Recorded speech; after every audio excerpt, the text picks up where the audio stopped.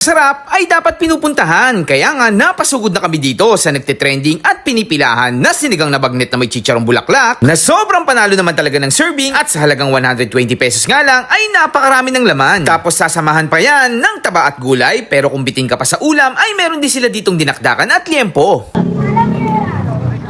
Halo na natin yan, guys. Ayan, oh. Hold na hold. Hello, sir. Hello po, sir. Magandang hapon po. Sir, anong pangalan niyo, sir? Ako po si Dom, sir. Dom. Sir Doms. Doms, anong mga tinda niyo dito? Sir, meron po tayong panindang dinakdakan po, sir. Sinigang bagnet, sinigang na bulaklak, tas meron din po tayo dito liempo. Liempo. Na inihaw.